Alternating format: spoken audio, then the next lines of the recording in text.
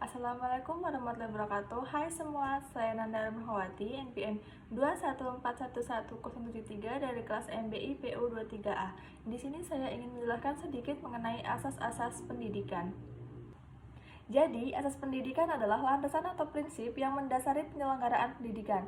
Fungsi dari asas pendidikan yaitu yang pertama, memberikan arah dan pedoman dalam perencanaan dan pelaksanaan pendidikan. Yang kedua, menjamin terciptanya pendidikan yang berkualitas dan bermutu. Dan yang ketiga, memastikan tercapainya tujuan pendidikan nasional. Asas pendidikan sangatlah penting karena menjadi dasar bagi semua kegiatan pendidikan. Asas pendidikan harus dipahami dan diterapkan oleh semua pihak yang terlibat dalam pendidikan, baik guru, siswa maupun orang tua. Di sini ada asas Tutpuri Handayani. Asas Tutpuri Handayani adalah asas pendidikan yang menekankan peran guru sebagai pembimbing dan pendorong belajar siswa.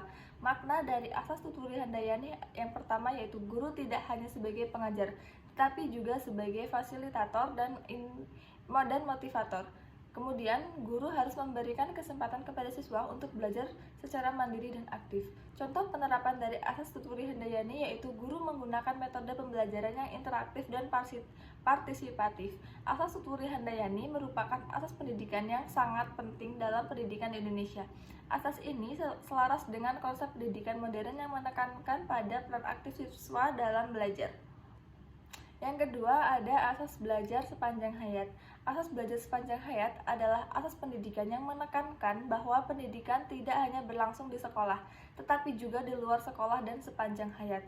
Makna dari asas belajar sepanjang hayat yaitu setiap orang perlu terus belajar dan mengembangkan diri sepanjang hidupnya. Pendidikan tidak hanya untuk persiapan memasuki dunia kerja, tetapi juga untuk mengembangkan diri dan meningkatkan kualitas hidup.